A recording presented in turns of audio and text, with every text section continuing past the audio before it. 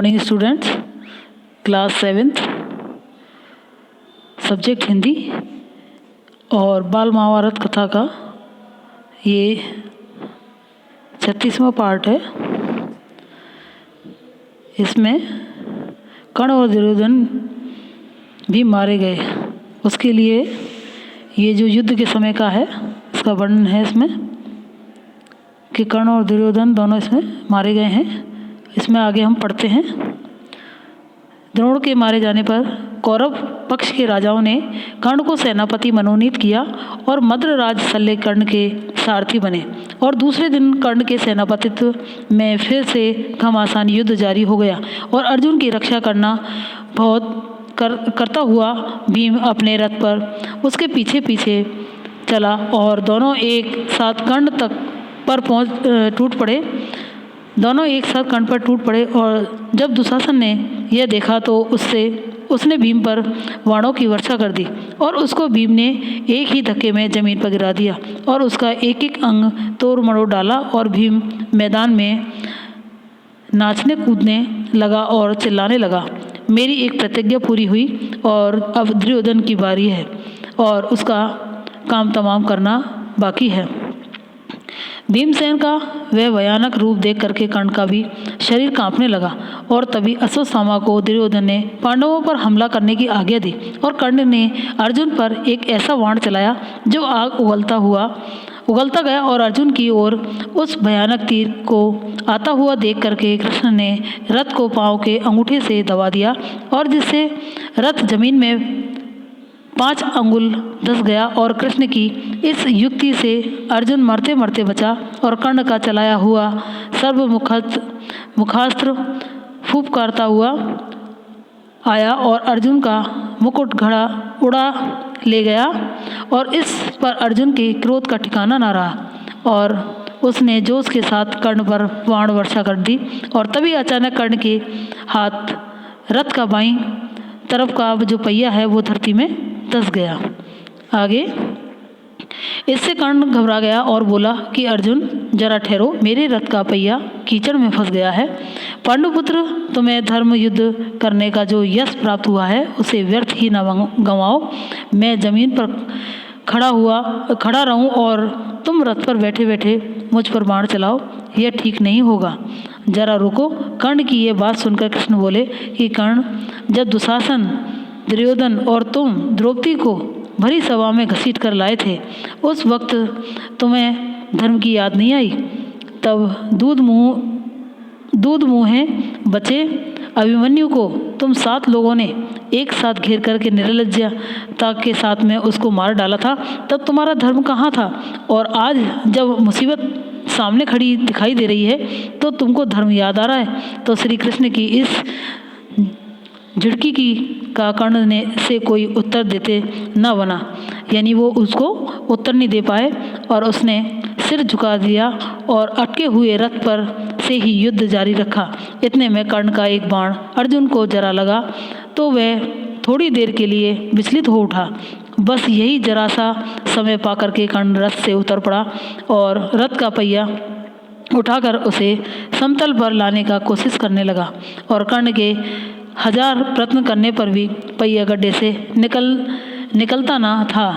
और यह स्थिति देख करके कृष्ण ने अर्जुन से कहा कि अर्जुन, अब देरी ना करो, हिचकिचाओ मत और इसी समय इसे खत्म कर दो।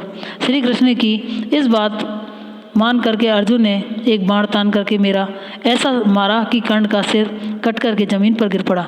जब दुर्योधन को इस बात की खबर मिली कि युद्ध में कर्ण भी मारा गया तो उसे शोक की सीमा ना रही और दुर्योधन की इस अवस्था पर कृपाचार्य को बड़ा तरस आया। उन्होंने दुर्योधन को सांत्वना देते हुए कहा कि राजन, अब तुम्हारा कर्तव्य यही है कि पांडवों से किसी तरह संधि कर लो।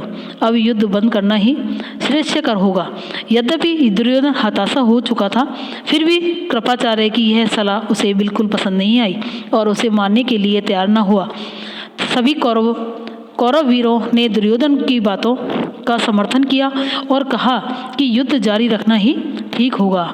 इस पर सबकी सलाह से मद्रराज शल्य को सेनापति नियुक्त किया गया। इसलिए शल्य के सेनापतित्व में फिर से युद्ध जारी हुआ। पांडवों की सेना के संचालन पर पूरा दायित्व अब युधिष्ठिर ने स्वयं अपने कंधों पर ले लिया था और शल्य पर उन्होंने स्वयं आक्रमण किया और युधिष्ठिर के शल्य पर शक्ति का प्रयोग किया और मद्रराज शल्य मृत होकर के रथ पर से धड़ाम से गिर पड़े। और जब शल्य भी मारा गया तो कौरव सेना निस्सहाय सी हो गई। और फिर भी धृतराष्ट्र के रहे सहे पुत्रों ने हिम्मत न हारी। और दूसरी ओर शकुनी और सहदेव का युद्ध हो रहा था और तलवार की पैनी जो धार के समान जो नोक वाला एक बाण शकुनी पर चलाते हुए सहदेव ने गर्ज कर कहा कि शकुनी, अपने किए का फल भुगत ही ले। और मानो उसकी बात सफल हो गई। बाण धनुष से निकला नहीं कि शकुनी का सिर कट करके गिर पड़ा।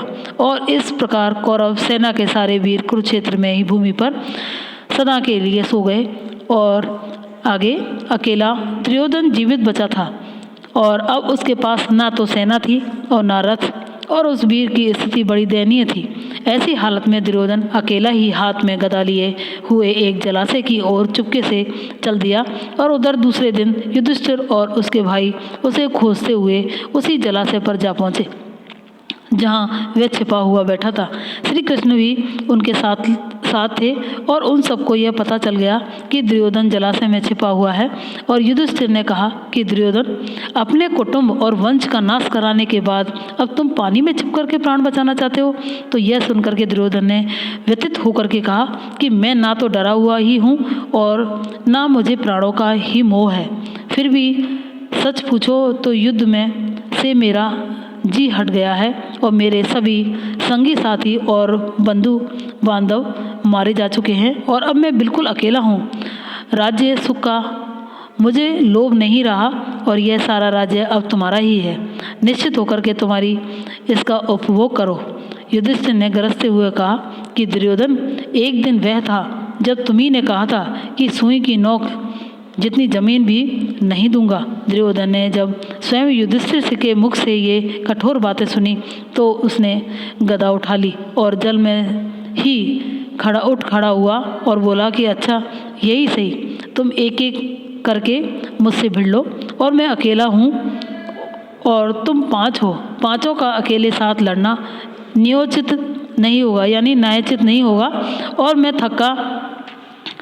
थका हुआ और घायल हूँ, कवच भी मेरे पास नहीं है, इसलिए एक एक करके निपट लो चलो।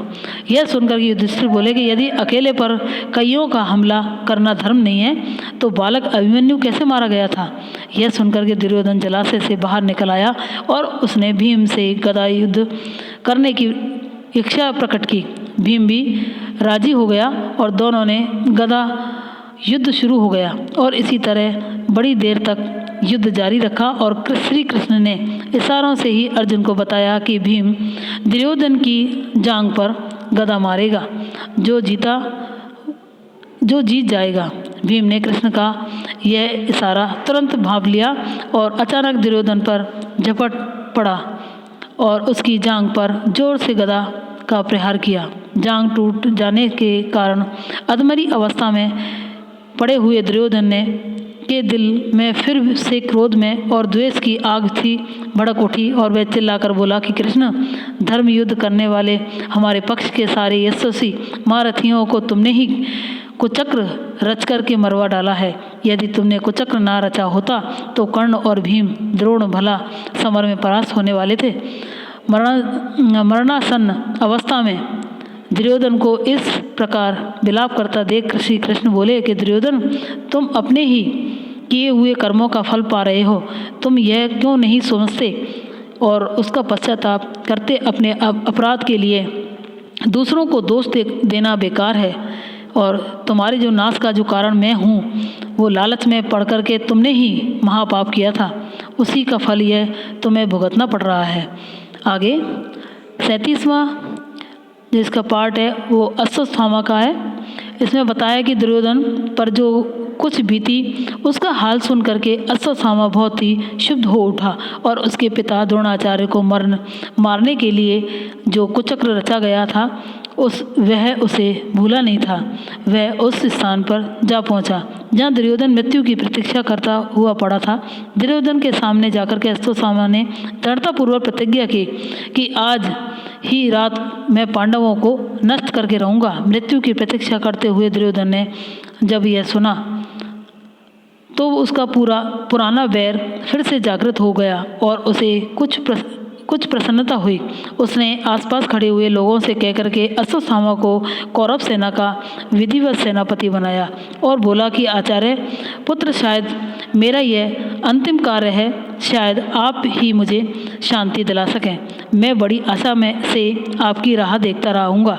सूरज डूब चुका था और रात हो गई थी और यह बड़े बरगद के पेड़ के नीचे अश्वत्थामा, कृपाचार्य और कृतवर्मा रात बिताने को गरज से ठहरे थे और कृप और कृतवर्मा कुछ थके हुए थे, इसलिए दोनों वहीं पड़े सो गए।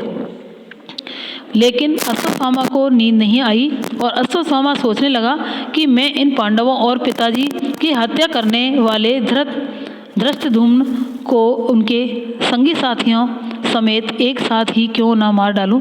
अभी रात का समय है और वे सब अपने शिविरों में पड़े सो रहे होंगे और इस समय उन सबका वध कर डालना ही बहुत सुगम होगा।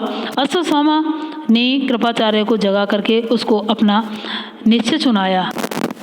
आगे अश्वत्थामा की ये बातें सुनकर के कृपाचार्य व्यथित हो गए और वे बोले कि अश्वत्थामा, सोते हुओं को मारना कभी भी धर्म नहीं हो सकता, तुम यह विचार छोड़ दो। यह सुनकर के अश्वत्थामा झल्लाकर बोला कि आपने भी क्या यह धर्म की रट लगा रखी है।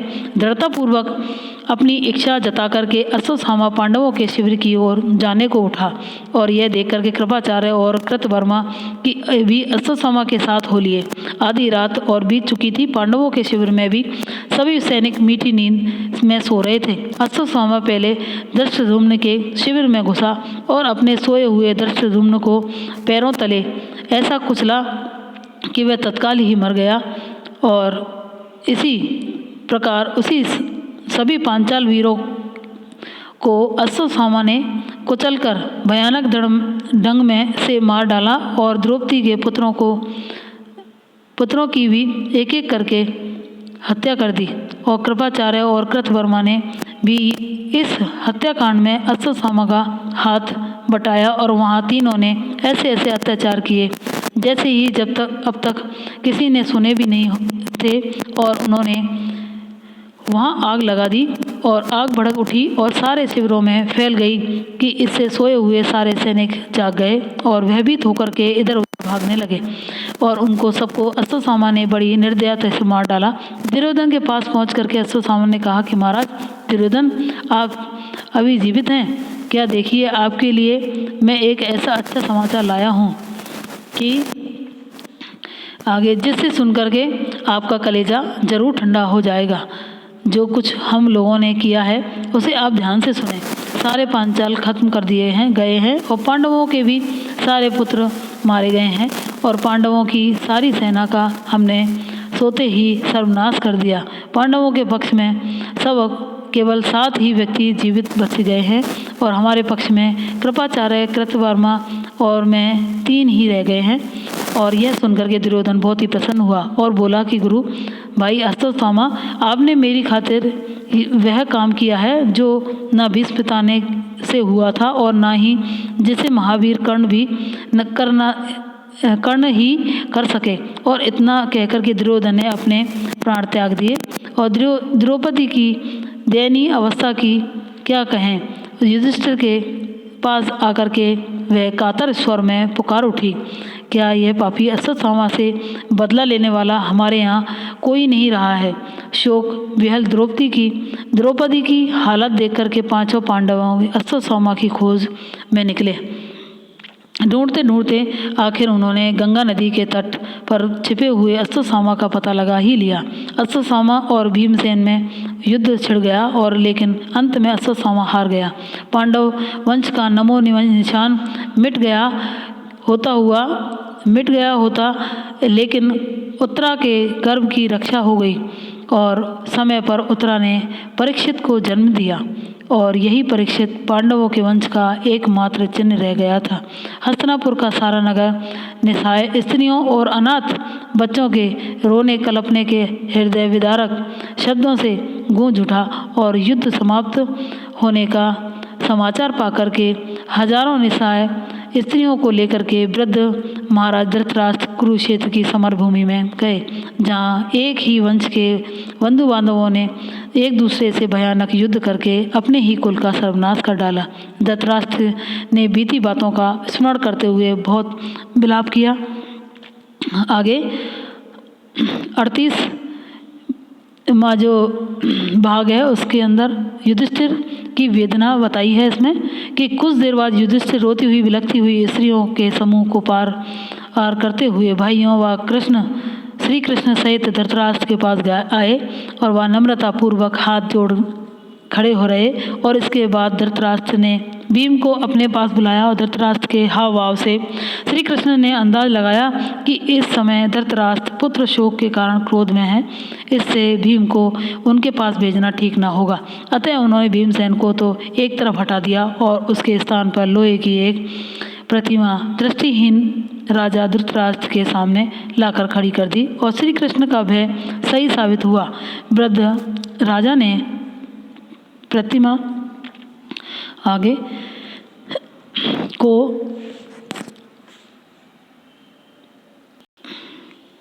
को भीम समझकर ज्यों ही छाती से लगाया त्यों ही उसके याद हो गया कि मेरे कितने ही प्यारे बेटों को इस भीम ने मार डाला। इस विचार के मन में आते ही धृतराष्ट्र क्षुब्ध हो उठे और उसे जोरों से छाती से लगा करके कस लिया और प्रतिमा चूर चूर हो गई। पर प्रतिमा के चूर चूर हो जाने के बाद धृतराष्ट्र को ख्याल आया कि मैंने यह क्या कर डाला और वह दुखी हो गए और शोक विहल होकर के बोले कि हाय, क्रोध में आकर के मूर्खतावश मैंने यह क्या कर डाला, भीम की हत्या कर दी। और यह कह करके वह बुरी तरह विलाप करने लगे।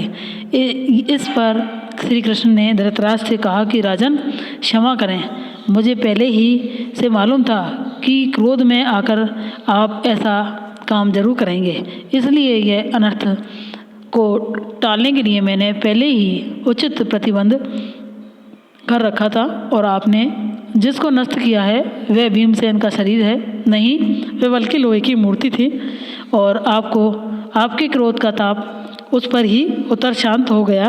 भीमसेन अभी जीवित है, यह सुनकर के धृतराष्ट्र के मन को धीरज बंधा और उन्होंने अपना क्रोध शांत कर लिया और उन्होंने सभी पांडवों को आशीर्वाद देकर के विदा किया कि धृतराष्ट्र से आज्ञा पाकर के पांचों भाई श्री कृष्ण के साथ गांधारी के पास गए और गांधारी का शोकोद्वेग देख करके अर्जुन भी डर गया और श्री कृष्ण के पीछे ही खड़ा रहा, कुछ बोला नहीं। और गांधारी ने अपने दग्ध हृदय को धीरे धीरे शांत किया और पांडवों को आशीर्वाद देकर विदा किया। युधिष्ठिर आदि सब वहाँ से चले गए, परंतु द्रौपदी वहीं गांधारी के पास ही रही। अपने 5 सुकुमार बालकों के मारे जाने के कारण द्रौपदी शोक विहल होकर रो रही थी और उसकी अवस्था पर गांधारी को बड़ी दया आई और वह बोली कि बेटी दुखी ना हो, मैं और तुम एक ही जैसी हैं और हमें सांत्वना देने वाला कौन है। इस सब की दोषी तो मैं ही हूँ, मेरे ही दोष के कारण आज इस कुल का सर्वनाश हुआ है, पर अब अपने को भी दोष देने से क्या लाभ है। युधिष्ठिर के मन में इस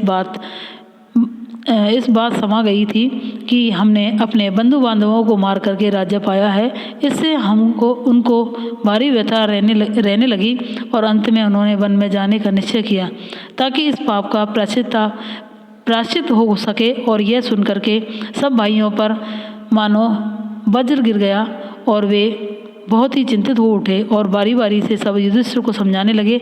अर्जुन ने गृहस्थ धर्म की श्रेष्ठता पर प्रकाश डाला और भीमसेन ने कटु वचनों से काम लिया। नकुल ने प्रमाणपूर्वक यह सिद्ध करने का प्रयत्न किया कि कर्म मार्ग न केवल सुगम है बल्कि उचित भी है, जबकि संन्यास मार्ग कटीला और दुष्कर है। इस तरह देर तक युधिष्ठिर से वाद विवाद होता रहा और सहदेव ने नकुल के पक्ष का समर्थन किया और अंत में अनुरोध किया कि हमारे पिता माता आचार्य बंधु सब कुछ आप ही हैं और हमारी टिटाई को क्षमा करें। द्रौपदी की भी इस वाद विवाद में पीछे न रही और वह बोली कि अब तो आपका यही कर्तव्य है कि राजोचित धर्म का पालन करते हुए राज्य शासन करें और चिंता न करें। और तब शासन सूत्र ग्रहण करने से पहले युधिष्ठिर भीम के पास गए और वो जो कुरुक्षेत्र में शरशैया पर पड़े हुए मृत्यु की प्रतीक्षा कर रहे थे। पितामह भीष्म के युधिष्ठिर को धर्म का मर्म समझाया और उपदेश दिया कि धृतराष्ट्र भी युधिष्ठिर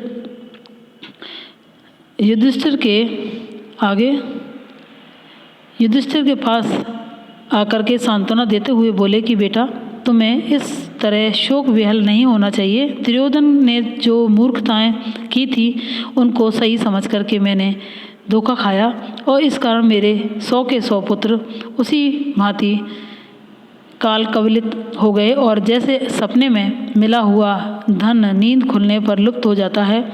और अब तुम ही मेरे पुत्र हो और इस कारण तुम्हें दुखी नहीं होना चाहिए।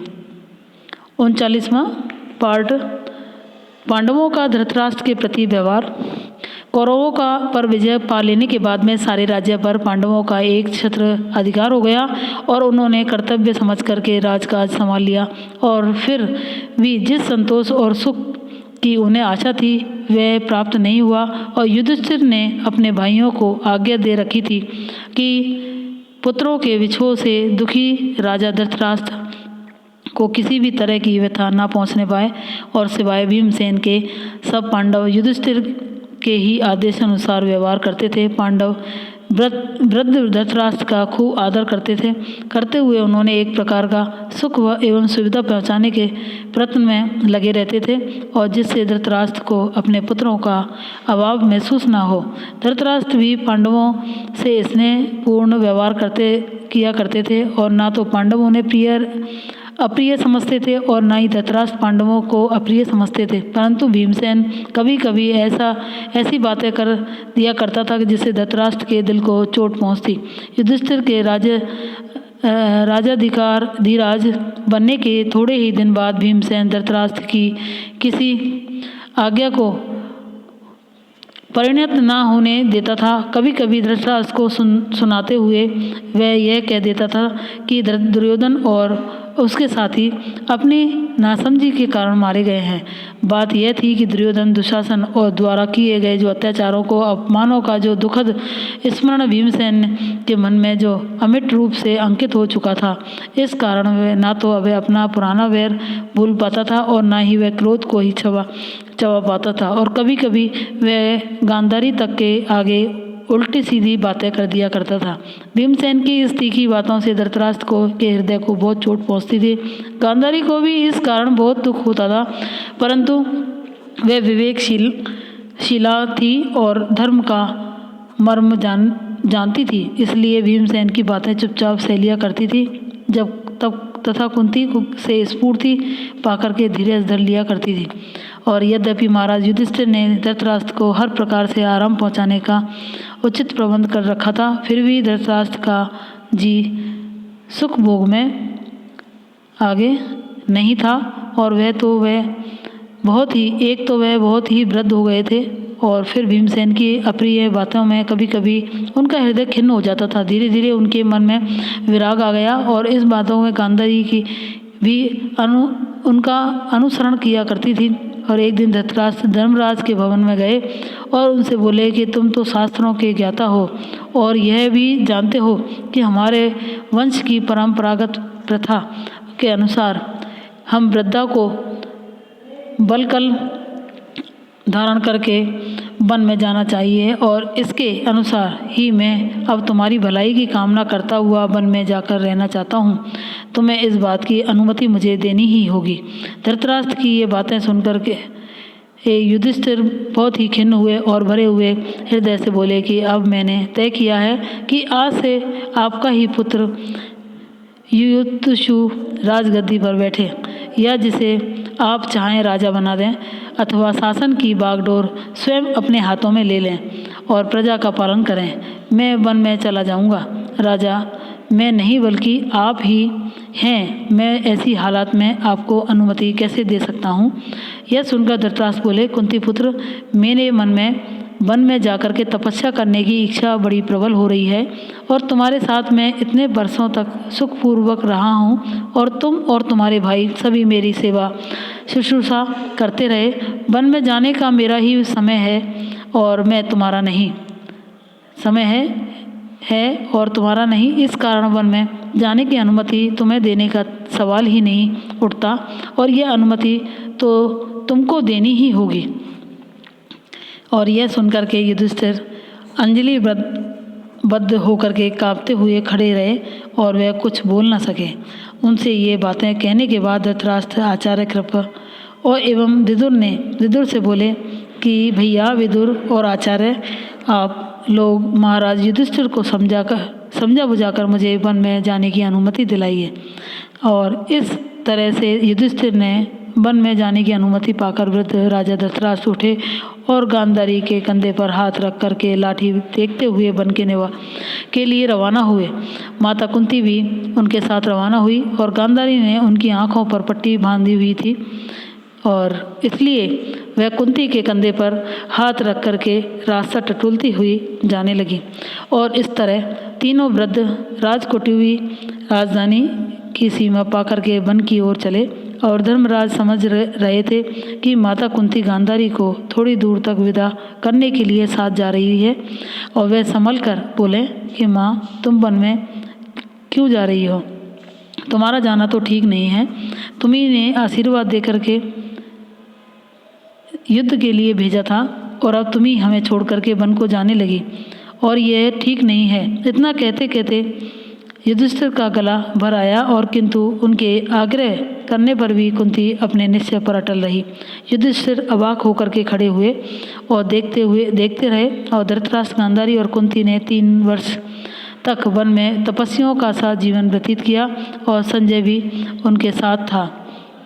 आगे इस महाभारत का 40वां जो टॉपिक है ये लास्ट है और इसमें श्री कृष्ण और युधिष्ठिर के बारे में बताया है कि महाभारत के युद्ध की समाप्ति के बाद श्री कृष्ण 36 वर्ष तक द्वारका में राज्य करते रहे और उनके सुशासन में यदुवंश ने सुख समृद्ध को भोगा, परंतु आपसी फूट के कारण अंततः यह विशाल यदुवंश समाप्त हो गया और यह वंश नाश देख करके बलराम को असीम शोक हुआ और उन्होंने वहीं समाधि में बैठ करके शरीर त्याग दिया। सब बंधु बांधवों का सर्वनाश हुआ और देख करके श्री कृष्ण भी ध्यान मग्न हो गए और समुद्र के किनारे स्थित वन में अकेले ही विचरण करते रहे और जो कुछ हुआ था उस पर विचार करके उन्होंने जान लिया कि संसार छोड़ करके जाने का उनका भी समय आ गया है और वे सोचते सोचते वे भी वहीं ज़मीन पर एक पेड़ के नीचे लेट गए और इतने में कोई शिकारी शिकार की तलाश में घूमता फिरता उधर से निकला और सोए हुए श्री कृष्ण को शिकारी ने दूर से हिरन समझा और धनुष तान करके एक तीर मारा और तीर कृष्ण के तलुए को छेदता हुआ शरीर में घुस गया और उनके देहावसान का कारण बन गया और वह शोकजनक समाचार हस्तिनापुर पहुंचा और पांडवों के मन में सांसारिक जीवन के प्रति विराग छा गया और जीवित रहने के लिए चाह अब उनमें नहीं रही और अभिमन्यु के पुत्र परीक्षित को राजगद्दी पर बिठा करके 5 पांडवों ने द्रौपदी के साथ लेकर के तीर्थ यात्रा करने का निश्चय किया और वे हस्तिनापुर से रवाना होकर के उनके पवित्र स्थानों के दर्शन करते हुए अंत में हिमालय की ओर चल दिए और ये इधर परीक्षित और उसके वंशजों ने नियोजित शासन की परंपरा का निर्वाह करते हुए दीर्घ समय तक राज्य किया। Thank you.